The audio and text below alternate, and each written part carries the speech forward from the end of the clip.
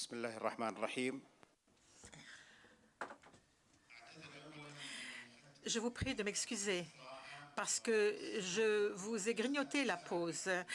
Et la raison en incombe au panel précédent qui ont un peu grignoté, qui ont grignoté sur ce panel. Et avant de donner la parole à nos collègues de ce panel, je souhaiterais faire deux remarques.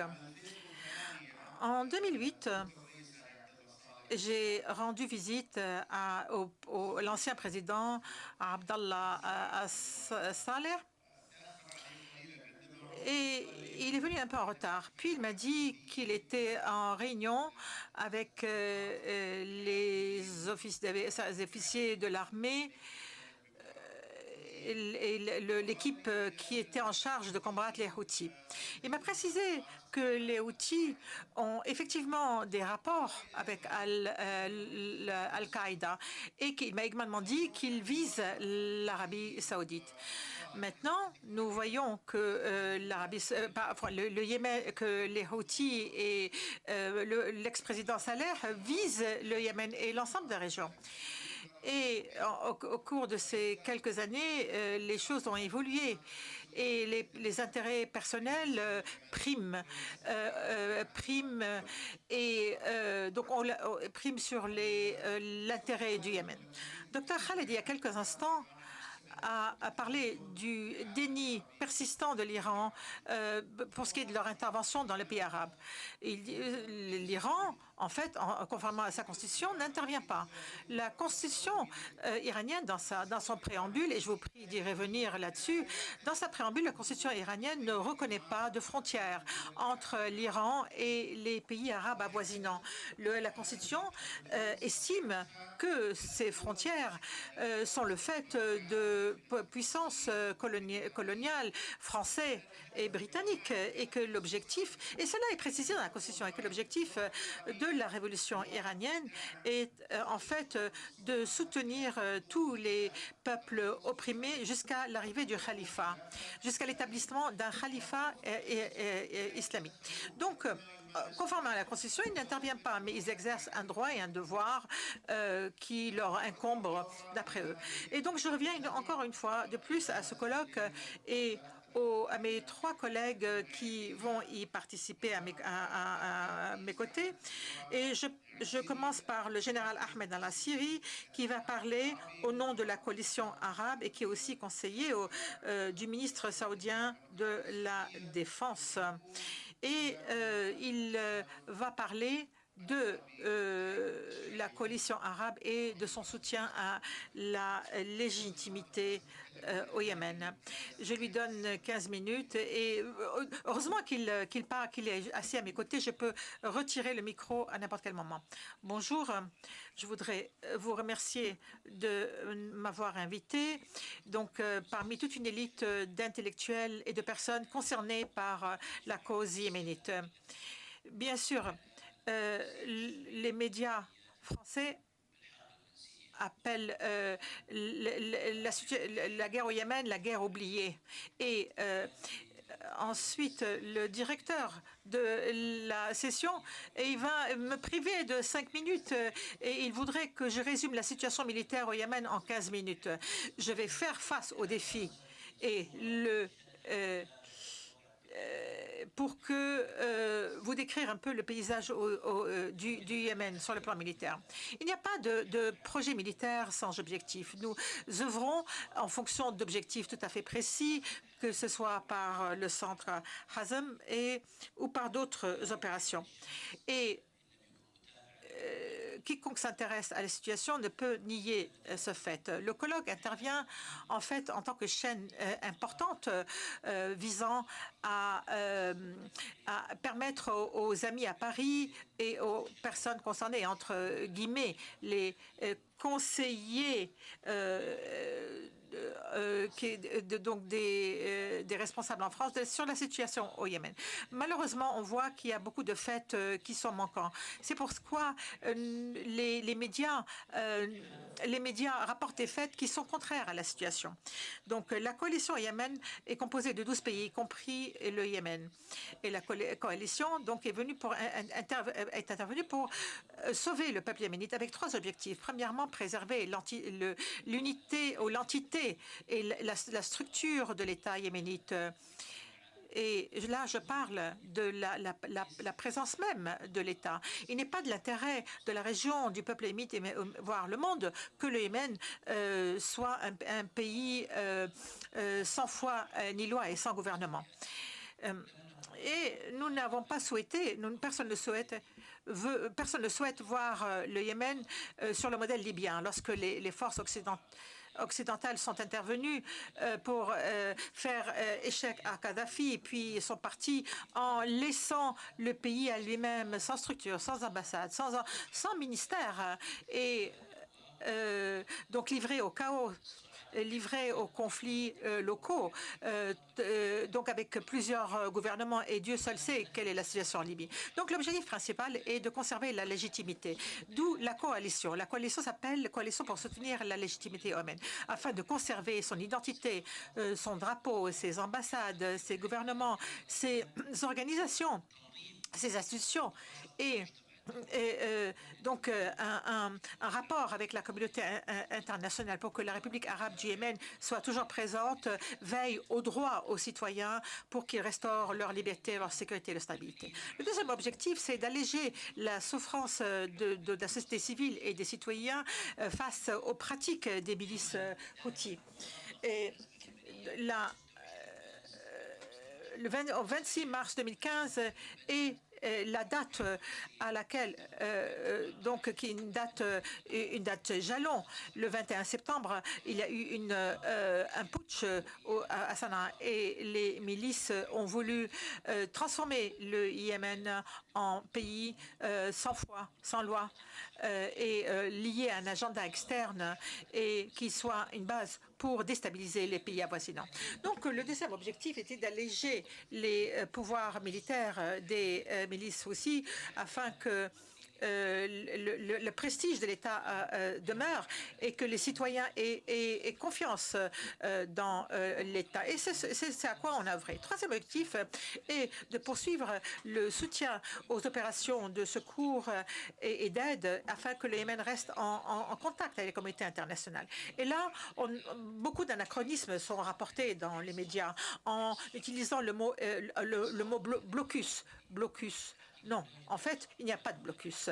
Et s'il y avait un blocus, eh bien, les organisations humanitaires n'auraient pas pu intervenir au Yémen. Il y a d'autres organisations, en fait, qui font tous les efforts pour œuvrer sur le terrain.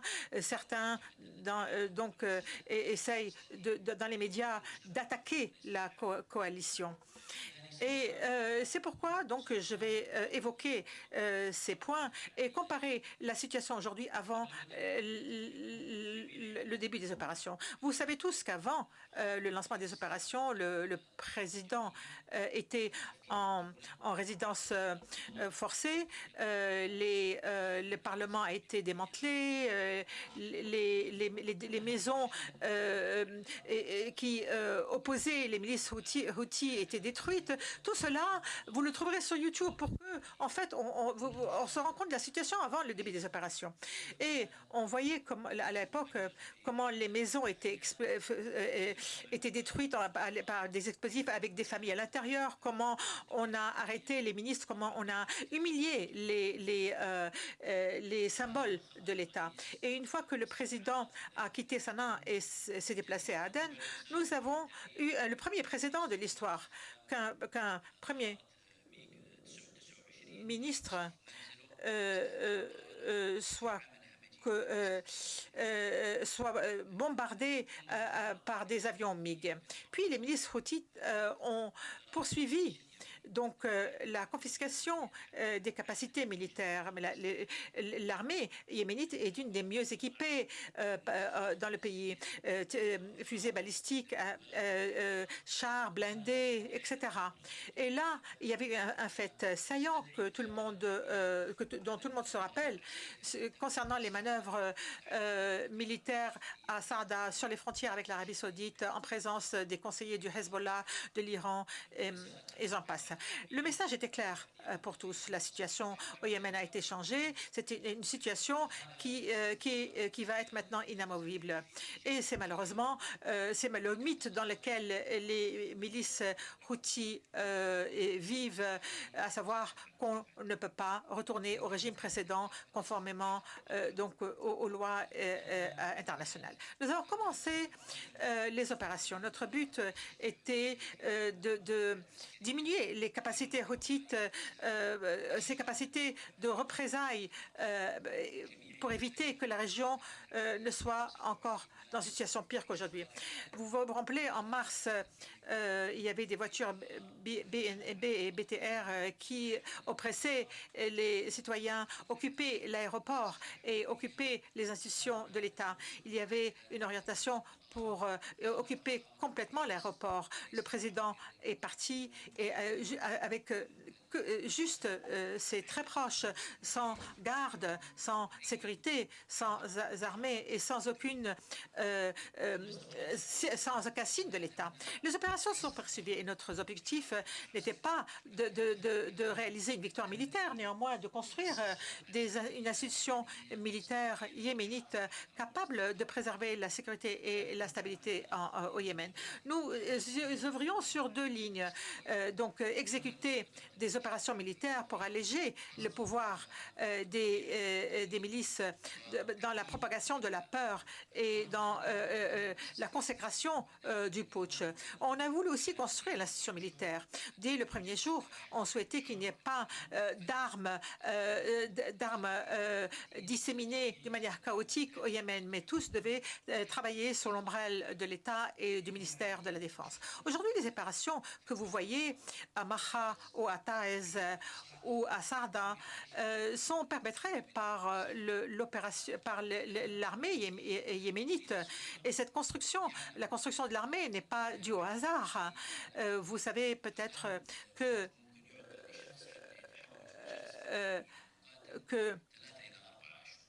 il faut 3 ou 4 mois pour qu'un civil devienne militaire afin qu'il soit entraîné, qu'il s'exerce et qu'il se forme et qu'il soit accompagné.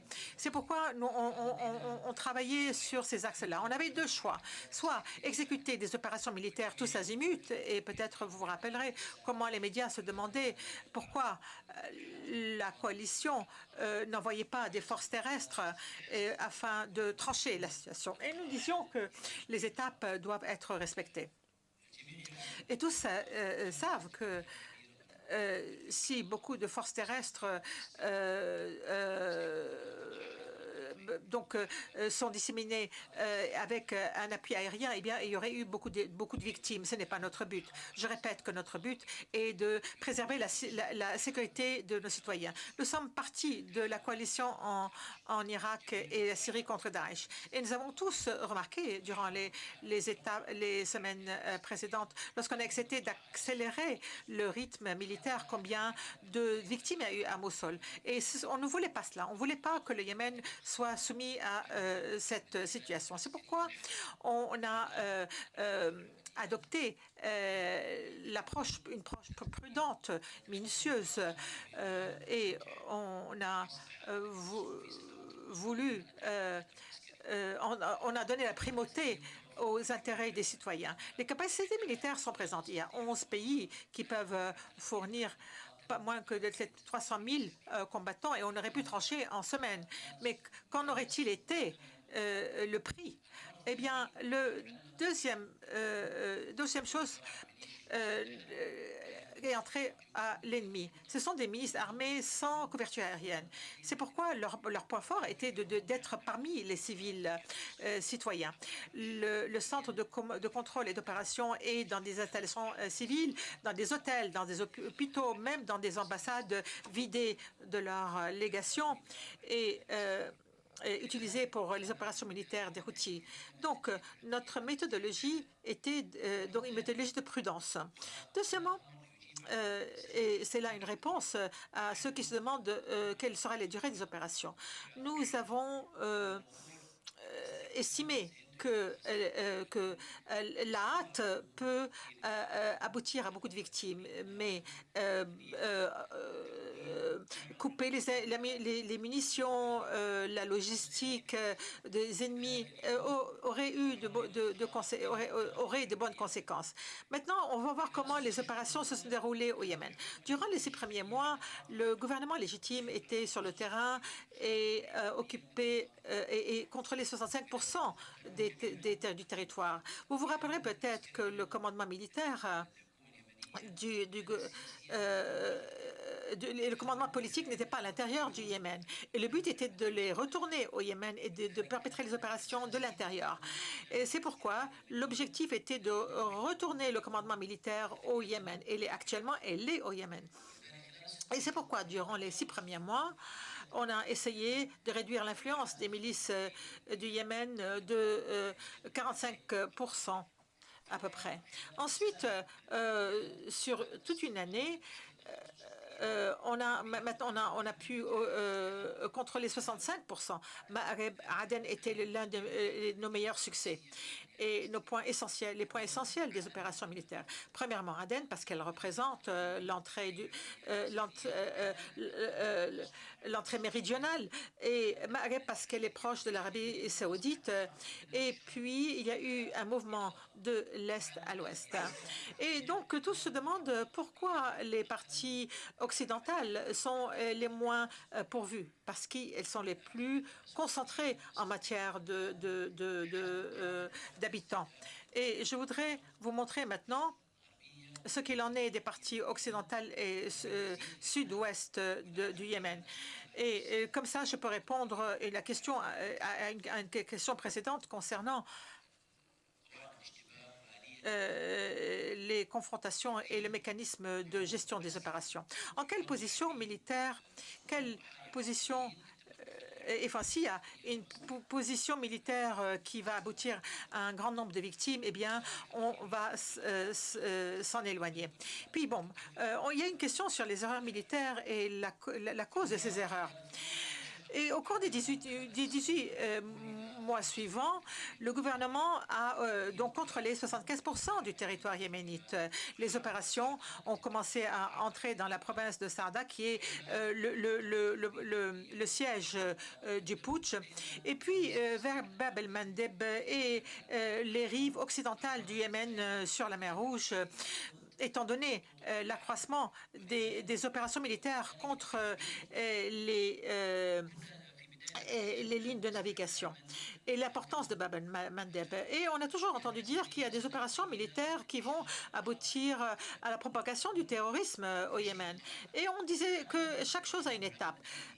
Œuvrer contre le terrorisme est un acte de sécurité en tout premier lieu. Puis, œuvrer contre les putschistes est un acte militaire. Et puis, lorsque l'opportunité nous a été donnée pour attaquer Qaïda dans une des enclaves, Al-Mokalla et Hadramout, eh bien, on a exécuté une opération durant la première année à Mokalla où on a défait Al-Qaïda, emprisonné un grand nombre de ses dirigeants. On a libéré la province, le port de Mokalla, et tous savaient que cette région accueillait une grande base de Al-Qaïda, d'où sortaient des opérations notamment contre l'Europe. Et donc, le port de Mokalla était un des principaux ports de financement du terrorisme, parce qu'ils étaient utilisés pour le trafic d'armes, de contrebande, le trafic de drogue et d'êtres humains. Et de par là, donc, ils recevaient également ce qui leur permettait de perpétrer les opérations. Donc, on œuvrait à la fois sur un axe militaire et axe sécuritaire. En fait, pour l'axe sécuritaire, durant la première année, nous avons pu construire un appareil de sécurité yéménite. On ne peut pas juste perpétrer des opérations militaires en laissant un vide derrière nous pour que les gangs terroristes y reviennent. Ce vide doit être comblé par des éléments de sécurité. Et nous savions que dès le premier jour de l'instauration de la légitimité au Yémen, on a commencé à mobiliser les jeunes et les entraîner et leur donner une formation de sécurité. Et à Aden, c'est ce qui se passe à Aden, Ma'arib, Hadramout et d'autres régions, afin que le citoyen puisse bénéficier de ce qui est essentiel à sa survie, qui est la sécurité. Donc, on a œuvré sur deux axes. Donc, défaire Al-Qaïda, ensuite des opérations de sécurité et instaurer la sécurité à Mokalla, Hadramout et dans d'autres régions. Et ensuite, on a passé à Bab el-Mandeb, qui est une région importante, pas simplement pour le Yémen, mais pour le monde entier, parce que l'un des principaux passages des navigations maritimes et 10% du commerce international passe par Bab el-Mandeb et 30% du commerce maritime. C'est pourquoi les États ont un grand intérêt de sécuriser ce passage et c'est ce qui a été fait au cours de la deuxième année des opérations. Nous avons commencé à œuvrer sur la rive occidentale, passant par Bab el-Mandeb, la province de Maybi au nord, et vers donc de la partie septentrionale mais méridionale. Et donc la situation militaire change de manière continue. Et en fait, et que contredit ce qui se dit dans les médias français qui parlent d'un statu quo. Non, qu'il n'y a pas d'avancée militaire. Et donc, il faut accepter la situation au Yémen et accepter les putschistes comme ce qui se passe avec le Hezbollah, qui est une milice qui fait partie du gouvernement tout en préservant ses forces militaires. Et lorsqu'il y a un désaccord, eh bien, cette milice va aller dans la rue et imposer sa décision par la force. Et ce n'est pas une option au Yémen. C'est pourquoi, au cours de ce colloque, on veut faire passer un message qu'on ouvre sur deux axes. Il y a un axe militaire qui vise à imposer l'état de droit au Yémen et donner la possibilité aux 26 millions de citoyens de ne pas être otages des armes. Deuxième axe politique. Et là, on cherche à ce que toutes les parties au Yémen puissent aboutir à une solution politique, même pour l'instant temporaire, on pourrait accepter. Mais non, on ne peut pas accepter cela parce que temporaire nous fait ramener dans un an ou deux à un cycle de violence. On voudrait appliquer une résolution votée par 14 pays sur 15 avec abstention d'un pays. On voudrait que cette résolution soit appliquée. On voudrait que la volonté du gouvernement légitime yéménite soit appliquée. Le peuple yéménite, la volonté du peuple yéménite pour qu'il puisse bénéficier de la sécurité et de la paix à l'écart de tout agenda régional. Il y a un changement de dynamique sur le terrain. Il y a 2 jours, il n'y avait pas le camp Khalid Walid n'était pas entre les mains du gouvernement, mais c'est le cas maintenant. Al-Maha n'était pas sous le contrôle il y a un mois du gouvernement, mais aujourd'hui Al-Maha et son port est sous le contrôle de l'État. Eh bien, quand on nous dit qu'il y a un statu quo, eh bien rendez-nous visite, rencontrez les dirigeants pour voir quelle est la situation au lieu de faire des théories en l'air et à distance. Maintenant, quelle est la situation de manière générale concernant les opérations militaires? Les forces notre aviation a fait plus de 100 000 raids. Et si l'on compare ces 100 000 raids avec les erreurs, eh bien, on voit qu'il y a un pourcentage de 0,0001% d'erreurs en comparaison avec les erreurs des autres coalitions dans d'autres pays du monde. La plupart des opérations, en fait, voulaient donc cibler les milices houthites, ou bien donner un soutien, prodiguer un soutien à nos forces terrestres qui étaient en confrontation avec les ennemis sur le terrain. Et donc, concernant les opérations militaires ou les opérations aériennes, je vais les survoler. Eh bien, les forces de la coalition qui travaillent donc dans les opérations aériennes sont des forces aériennes qui sont très professionnelles, qui utilisent ce qu'on appelle le standard ou les normes de l'OTAN, à savoir les normes les plus élevées de discipline en ce qui concerne les règles de confrontation, les normes les plus élevées pour ce qui est des dégâts qui peuvent être causés. Et vous remarquerez que les opérations militaires de la coalition au Yémen a toujours utilisé des bombes extrêmement précises, des opérations chirurgicales. Bien, même si le droit international ne nous impose pas cela. Mais dès le début, nous n'avons pas voulu utiliser ce qu'on appelle des bombes aléatoires parce qu'on ne voulait pas,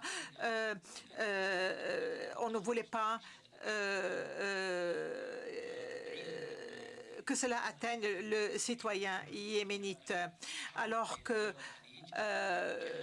à distance, on dit il y a une guerre entre les pays riches du Golfe et le pays pauvre du Yémen, comme on entend dans les médias français.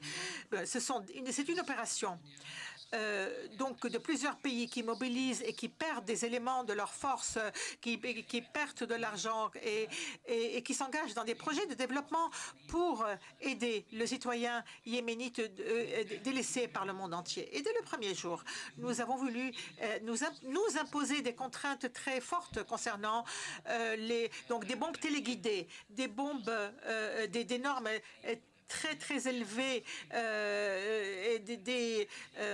ainsi que le renseignement nécessaire pour nous permettre à éviter les conséquences.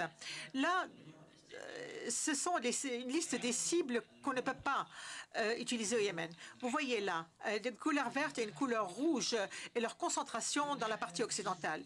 Aujourd'hui, nous travaillons dans la région la plus importante, la plus dangereuse. Ce sont des régions à très forte densité et sur de petites superficies. C'est pour ça qu'il y a une très grande contrainte devant les interventions militaires.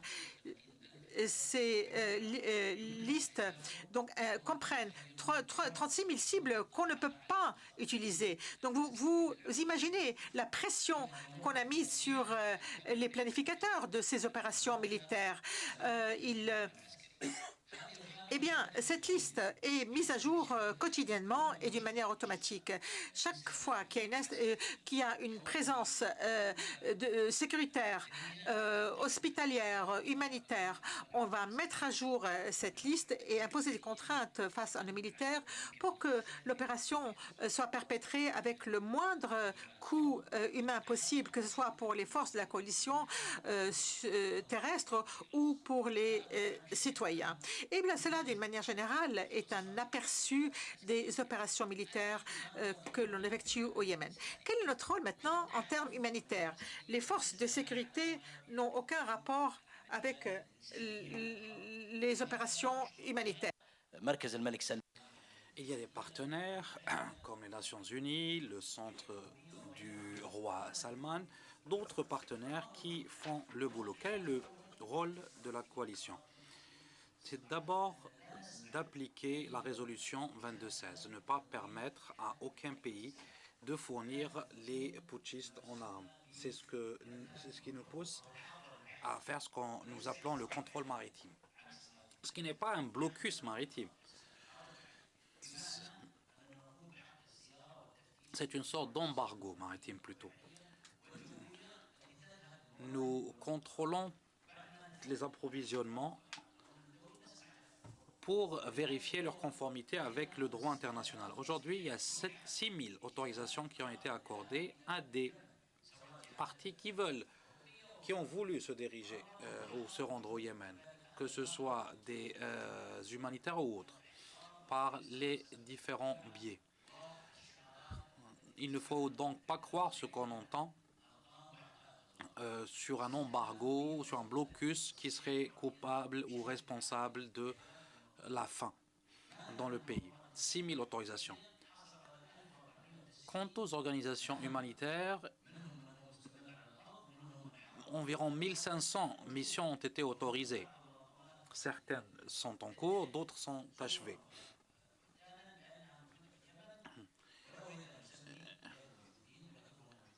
Il y a des organisations qui prétendent être sur le terrain, mais qui ne le sont pas. Et de cette tribune, je peux vous dire que toute organisation humanitaire qui n'a pas pu obtenir une autorisation, qu'elle me contacte, à condition bien sûr que les objectifs de l'organisation soient humanitaires et non pas politiques. Il y a des organisations qui ont pris contact avec l'ancien président pour obtenir un peu d'attention médiatique. Il y a aujourd'hui plusieurs autorisations qui sont accordées quotidiennement. Et brièvement, en ce qui concerne le port d'Al-Udaïda, qui est devenu dans les médias un sujet de préoccupation. Quelle est l'importance de ce port pour les putschistes? Ce port leur fournit les armes, les fonds et également un accès pour communiquer avec le monde et la communauté internationale. Le port d'Al-Udaïda, au début des opérations, devait rester un port ouvert pour permettre l'accès des biens. Et notre objectif est que les produits arrivent jusqu'aux citoyens, quel que soit leur lieu, en accord avec les Nations Unies. Mais lorsque l'étau s'est resserré autour des putschistes dans certains endroits, à Aden et ailleurs, ce port s'est transformé en principal accès au point de fourniture des armes pour les putschistes. Et là, nous nous sommes retrouvés devant un dilemme. Soit fouiller tous les navires avec leur cargaison, ce qui pourrait durer des semaines. Les Nations Unies maintenant fouillent les navires de façon aléatoire. Le port est aujourd'hui devenu une base arrière pour attaquer différents navires dans la mer Rouge contre des navires saoudiens, américains et autres. Les mines flottantes viennent de ce port également. Le trafic d'armes passe par Al-Udaïda. Aujourd'hui, la société civile et les humanitaires payent 100 000 riyals yéménites pour utiliser le port d'Al-Udaïda aujourd'hui, pour permettre les opérations humanitaires. Fonds dont bénéficient les Houthis. Mais ceci ne peut durer. Et nous avons proposé deux possibilités à la communauté internationale. Il faut des observateurs pour surveiller tous les projets humanitaires, pour s'assurer que ces produits atteignent leur cible et non pas les trafiquants ou les parties prenantes dans le conflit. Nous avons des informations sur l'acheminement des produits humanitaires à Sanaa et ils sont revendus par la suite. Deuxième possibilité est que le gouvernement retrouve le contrôle de tous les territoires du pays. Si certains soupçonnent une mauvaise gestion du port, il faut changer les choses. Nous ne pouvons en tout cas laisser les choses comme elles sont aujourd'hui pour assurer la durabilité des opérations militaires dans le pays. J'aimerais finir mon propos par une chose importante. En tant que commandement militaire, nous saluons toute solution politique qui rétablisse la paix et la stabilité dans le pays. Mais nous ne pouvons accepter des demi-solutions grises qui acceptent de faire perdurer les milices comme un problème de demain. Merci.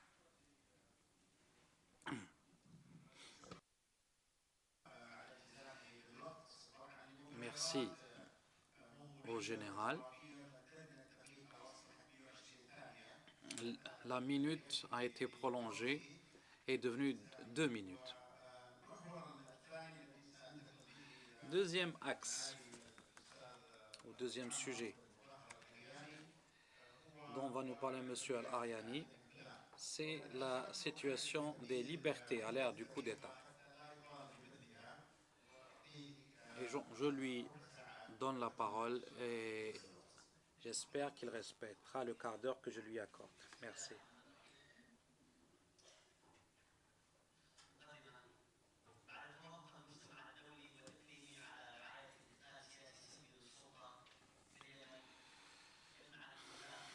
Nous voudrions une transition politique qui empêche le pays de sombrer dans le chaos. Par le passé, des élections ont été organisées, des élections libres qui ont permis au président Abdrabbo d'être élu. Et le Yémen était devenu pendant un moment un modèle caractérisé par le dialogue entre les différents acteurs politiques et avec les différentes composantes sociales, y compris les Houthis. Et le président Mansour Hadi a joué un rôle essentiel pour surmonter les difficultés pour atteindre les ambitions du peuple du Yémen et pour créer un nouveau Yémen fédéral, un État de droit. Le dialogue national a pu donc permettre de préparer une nouvelle constitution basée sur la bonne gouvernance et pour la distribution des ressources du pays et assurant l'alternance pacifique au pouvoir ainsi que la résolution de différents problèmes dont souffre le pays. Les Nations Unies ont supervisé le dialogue national. Le Royaume d'Arabie Saoudite a joué un rôle essentiel pour la réconciliation politique et a aidé l'économie du pays et l'a protégé de l'effondrement. Nous avons également obtenu de l'aide d'autres pays du Golfe comme les Émirats arabes unis. Mais les Houthis, déjà durant le dialogue national, avaient commencé à susciter de petits conflits dans différentes régions du pays et ont saboté des oléoducs. Et dès que le débat sur la dernière version de la Constitution a commencé, les Houthis, à travers leurs milices, ont commencé à organiser leurs attaques de façon systématique et en attaquant notamment en août 2014 des responsables de l'armée. Les milices Houthis ont assiégé la télévision, les journalistes, et ont attaqué cette télévision et ont pris son contrôle en septembre 2014. Le président Al-Hadi voulait éviter une guerre civile au pays.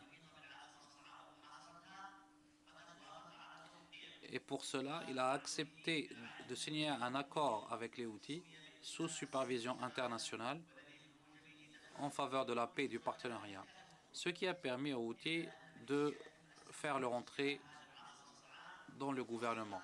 Mais malheureusement, les Houthis et leurs milices ont pris ou sont entrés dans Sanaa et ont assiégé le palais présidentiel. Et j'étais moi-même un des ministres qui ont été mis sous résidence surveillée. Tout ceci a prouvé leur manque de crédit et de crédibilité pour appliquer les accords conclus. Depuis, les milices putschistes ont commencé à poursuivre et à kidnapper des journalistes, se sont attaqués à des organisations de la société civile et depuis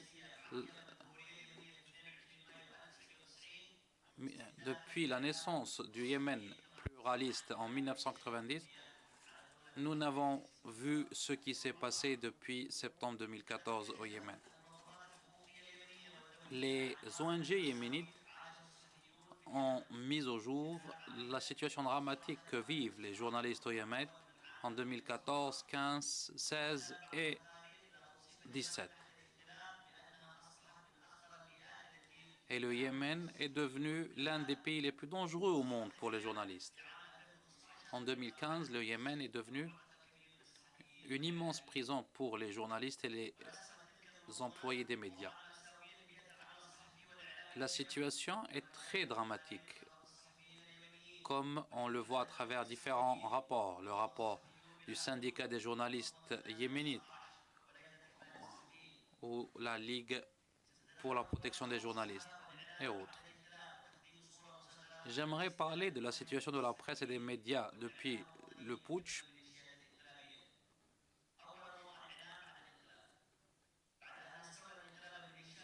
Depuis la prise de pouvoir des putschistes, un pouvoir d'oppression s'est mis en place qui s'est dirigé contre tous ceux qui ont critiqué le coup d'État, en se concentrant sur la presse et les médias, car ce sont les institutions les plus actives pour lutter contre le coup d'État. Et de fausses accusations de radicalisation ont été adressées aux journalistes. Les institutions médiatiques et journalistiques civiles ont été fermées, des sites internet ont été fermés et toutes les voix discordantes ont été poursuivies, notamment à travers les réseaux sociaux. Des détentions, des tortures, voire des assassinats, notamment à travers des snipers, ont été les méthodes utilisées. Deuxième méthode, récupérer les médias officiels et les transformer en armes de guerre en faveur des Houthis, car c'est un instrument important pour mobiliser les rebelles et pour critiquer tous les opposants en les accusant d'être des suppôts des États-Unis. Les Houthis ont fermé et ont détruit toutes les institutions médiatiques qui leur étaient opposées. Et le gouvernement légitime, aujourd'hui, se retrouve sans aucun relais à l'intérieur du pays. Le Royaume d'Arabie Saoudite s'est porté volontaire pour aider les médias et pour accueillir les journalistes et tous ceux qui sont pourchassés par les Houthis, car leur présence au Yémen les expose au danger de mort ou de kidnapping. Il y a une stratégie unique qui s'étend de l'Iran jusqu'au Liban et qui est appliquée au Yémen. Déformer la vérité, répandre les mensonges en faveur de certains projets dans la région et pour soutenir le coup d'État, en faisant abstraction du danger de cette situation pour l'avenir du Yémen et pour la stabilité dans la région. Ceci a commencé lors de la chute de Sanaa.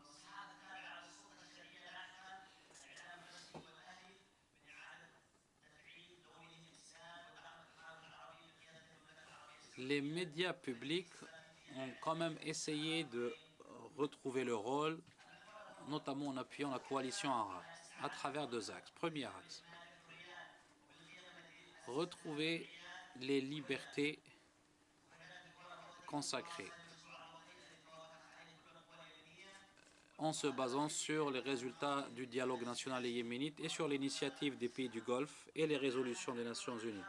Tout ceci reflète une volonté nationale, arabe et internationale pour mettre fin au putsch. Deuxième axe.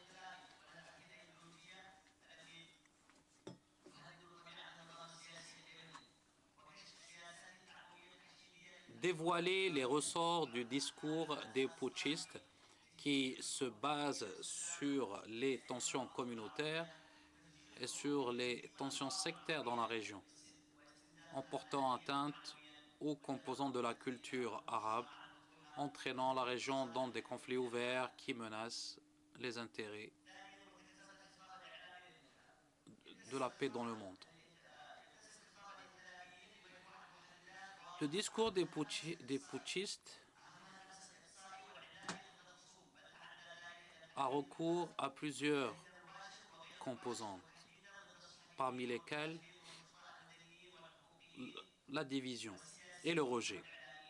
Un rejet qui vise tous les opposants, qu'ils soient intellectuels, journalistes ou politiques.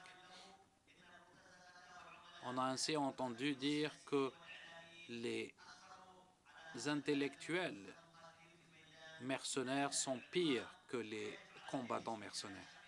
Et il faudrait que l'armée s'y oppose de façon ferme. Ce discours a été une incitation claire contre les journalistes et contre les intellectuels et les penseurs. Et ceci s'est matérialisé sur le terrain. Et c'est ainsi qu'on a vu les milices, suite à ce discours,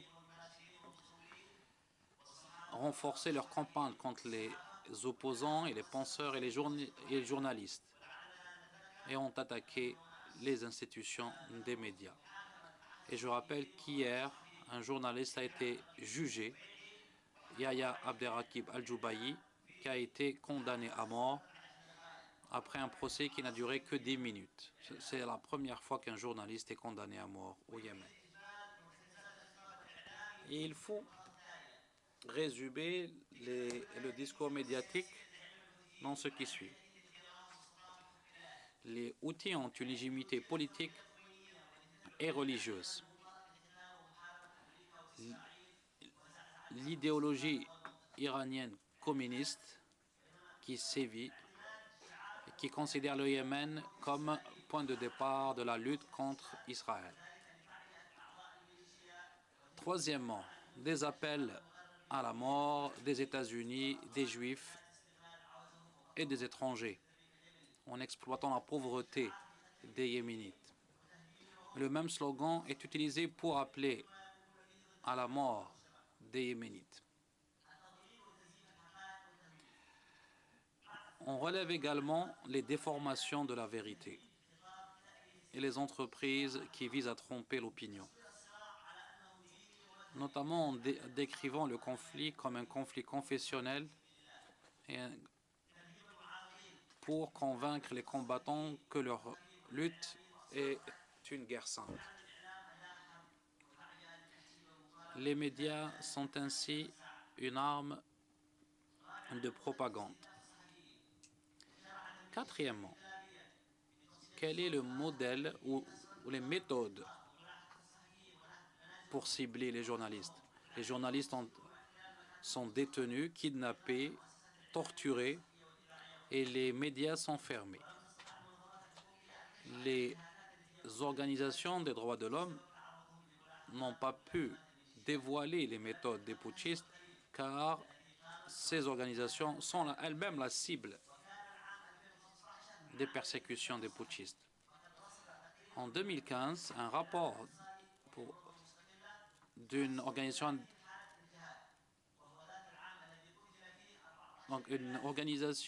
pour l'observation des médias a relevé 530 cas d'abus contre les journalistes au Yémen en 2015.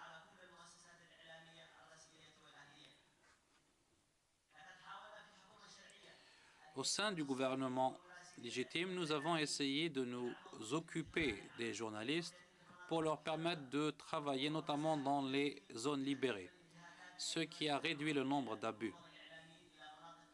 et la majorité des journalistes se sont déplacés dans des régions sécurisées, loin du contrôle des Houthis. Mais malgré tous ces efforts, l'année 2016 a connu environ 205 cas d'abus contre les journalistes, plus de 40 cas de kidnapping et plusieurs cas de torture.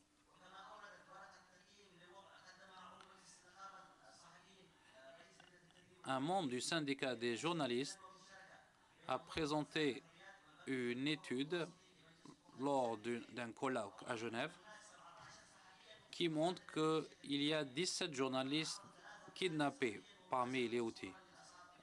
Et 33 journalistes ont été blessés lors de la couverture des faits sur le terrain, plus 3 cas de pillage de bureaux de médias. Sanaa, depuis 2014, est devenue une ville où est absente la diversité médiatique.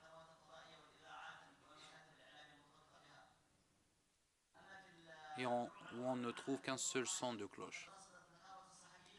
Le syndicat des journalistes, en 2017, a déjà recensé 47 cas d'abus, dont 15 cas de kidnapping. Il y a 18 journalistes détenus ou kidnappés par les putschistes, des journalistes qui vivent une situation très difficile dans les prisons, car ils sont dépourvus de tous soins médicaux et sont torturés dans les camps des putschistes. Et Reporters sans frontières a décrit les Houthis depuis 2014 en seconde position après l'État islamique par le nombre de crimes à l'encontre des journalistes. En comparant la situation des journalistes et des médias avant le coup d'État et aujourd'hui, il ressort clairement ce qui suit. Il y avait 17 quotidiens, 26 magazines bimensuels, 81 mensuels,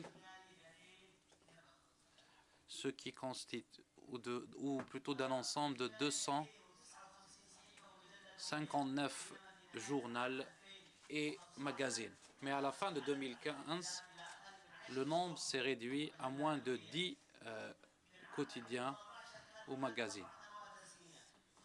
Il y avait 4 télévisions officielles auparavant. Aujourd'hui, il n'en reste que 2, contrôlées par les putschistes, plus 2 chaînes privées. Il y avait 13 radios auparavant, dont 12 sont tombées aux mains des Houthis à la fin 2015 pour les utiliser pour l'incitation à la haine. Ces éléments, ces statistiques, montrent que les milices putschistes visent en premier lieu les journalistes et les médias. Ces milices s'opposent à la liberté et constituent une menace à la liberté de la presse. Nous avons beaucoup œuvré au sein du ministère de l'Information pour résoudre les problèmes des journalistes et pour mettre la lumière sur les abus dont sont victimes les journalistes. Et nous avons essayé d'œuvrer pour la cohésion nationale et pour un retour à la normale de la situation et pour lutter contre le terrorisme. J'aimerais vous présenter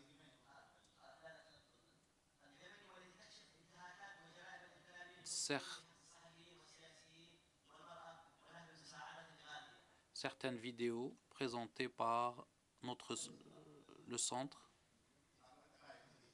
4 minutes. Je sympathise toujours, j'éprouve de la sympathie pour les intervenants. C'est pour ça que je vais utiliser mon pouvoir et je vais attribuer moins de 15 minutes à Dr Baïj.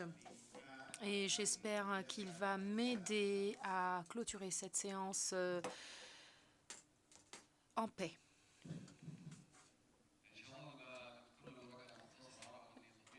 Donc, mon intervention était longue. Je vais essayer d'être aussi bref et concis que possible en me focalisant sur les idées principales.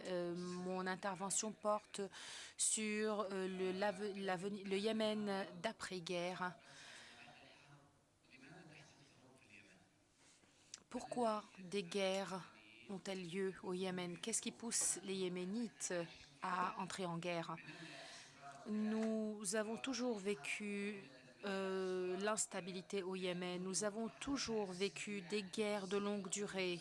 Et normalement, nous avons recours aux interventions militaires lorsque nous n'arrivons pas à mener les réformes et à faire les changements nécessaires. Et lorsqu'il y a plusieurs forces qui entrent en jeu, c'est là où les guerres éclatent. J'ai 4 raisons qui pourraient expliquer les guerres au Yémen, les guerres que ce pays a connues. Premièrement, l'élite n'a jamais véritablement bien compris l'intérêt du Yémen et le fait de privilégier les intérêts extérieurs ont fait que le Yémen a connu la guerre. Donc, on n'a pas bien compris également le rôle extérieur du Yémen. Donc, ce qui expliquerait en partie la guerre au Yémen. Les Houthis essaient de transformer le Yémen en un outil fonctionnel.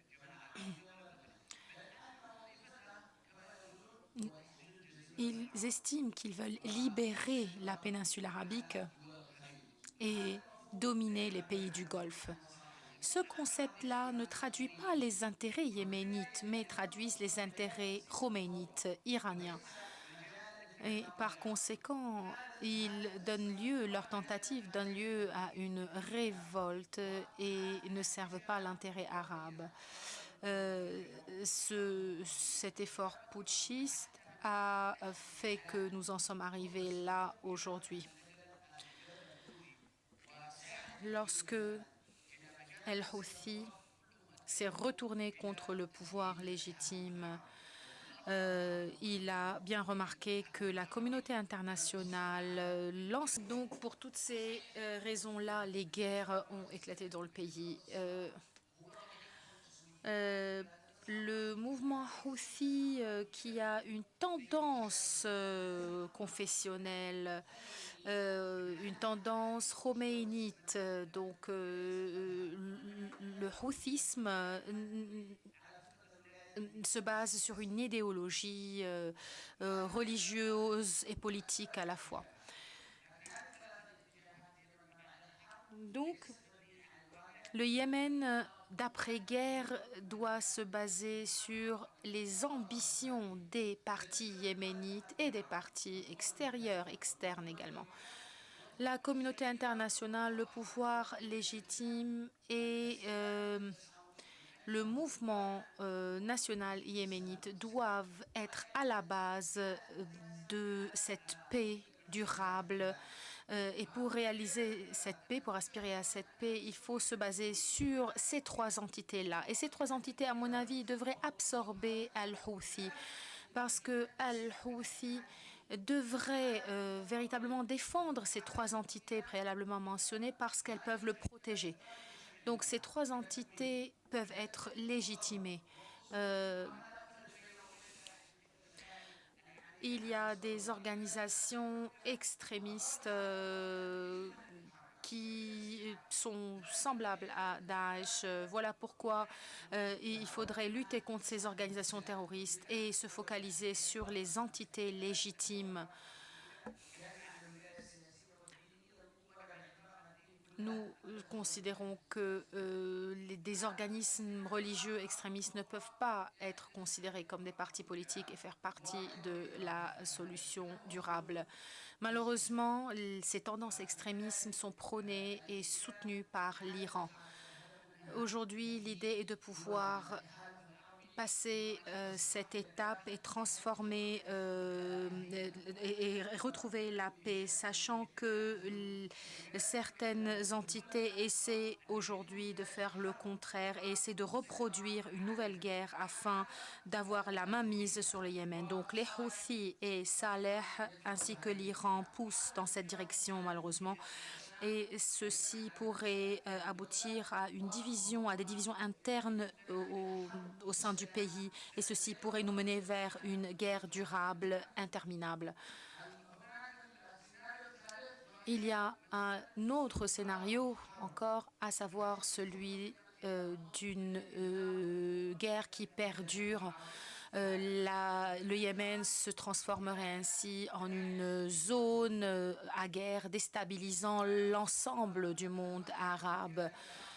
Ce serait ainsi le terreau de Daesh, des Houthis et d'autres.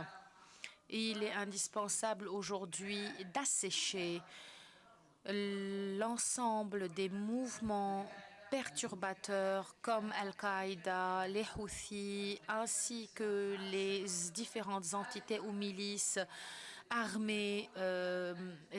Ces entités-là doivent être freinées parce qu'elles sapent l'autorité de l'État et du pouvoir légitime, et ceci a des répercussions sur les différentes facettes de la vie au quotidien. Aujourd'hui, quiconque donne la légitimité aux Houthis quiconque aspirerait à le faire serait en train véritablement de planter une bombe au cœur du Yémen, une bombe prête à exploser à n'importe quel moment. À mon avis, il est indispensable de contrer ces mouvements qui se prétendent être des mouvements révolutionnaires pour déstabiliser le pays, la zone, la région et le monde.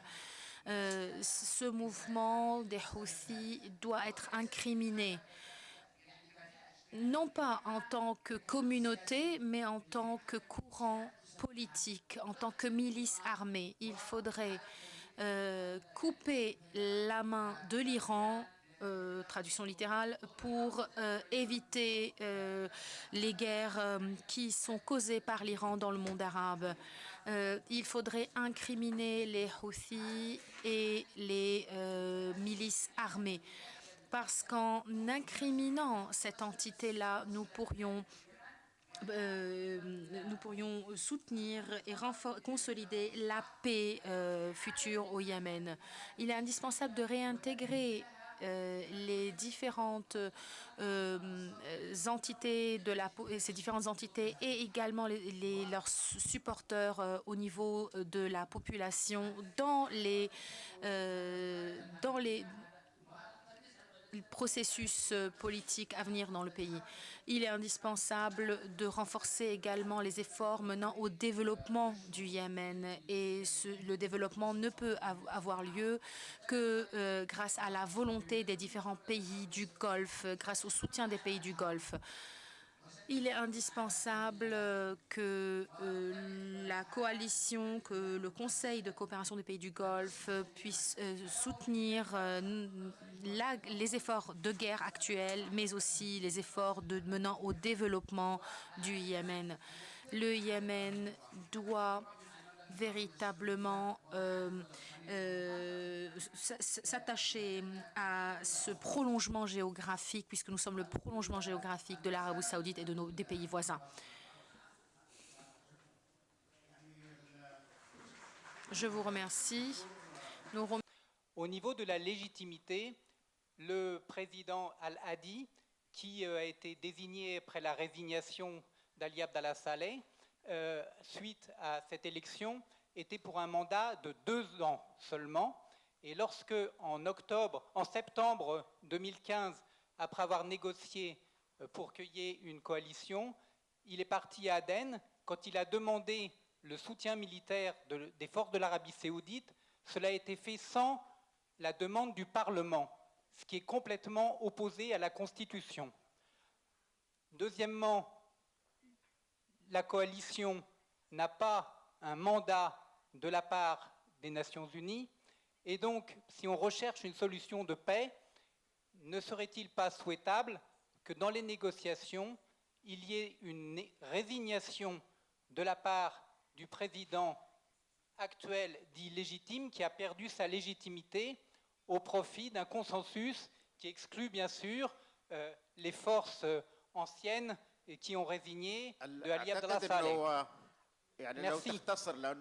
Monsieur, vous voulez bien être plus bref et concis parce que bon nombre de vos informations pourraient être incorrectes, dit le président. Donc nous avons l'article 51 des Nations Unies qui donne cette légitimité au président. Merci pour la question.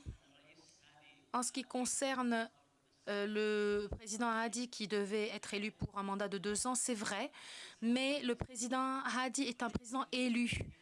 Et nul autre président ne peut prendre le pouvoir sans de nouvelles élections. Ceci est stipulé dans la constitution même du Yémen. Un président est élu d'après la constitution jusqu'à ce que d'autres élections soient organisées dans le pays. Et jusqu'à présent, de telles élections n'ont pas eu lieu à cause du conflit causé par les Houthis. Donc le président Abdelrabou Mansour Hadi reste le président légitime du Yémen. Deuxièmement, l'initiative des pays du Golfe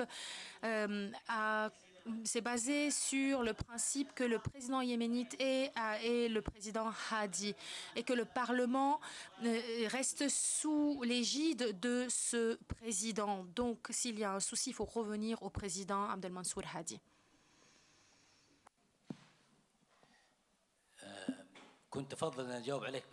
J'aurais préféré vous répondre en français, mais je vais le faire en arabe malheureusement parce que je n'ai pas le choix. On ne peut pas résumer la situation au Yémen comme étant un conflit entre l'Arabie saoudite et l'Iran. L'Arabie saoudite n'a aucune stratégie ni aucune idéologie en dehors de ses frontières, et ce, contrairement à l'Iran. Je ne vais pas m'étendre sur la pensée iranienne. Je vais juste vous parler de l'Arabie saoudite. L'Arabie saoudite n'a pas de milice œuvrant à l'extérieur de son territoire. L'Arabie saoudite est membre des Nations Unies et nous respectons, l'Arabie saoudite respecte le droit international, respecte la souveraineté des États et traite avec les États d'égal en égal. Nous n'avons pas de milice ou d'organisations extrémistes. Donc, mais que faisons-nous au Yémen en tant qu'Arabie saoudite? Nous avons été appelés à intervenir au Yémen par un président légitime, un président élu et reconnu internationalement. Et nous défendons le Yémen contre le chaos régnant et causé par l'Iran.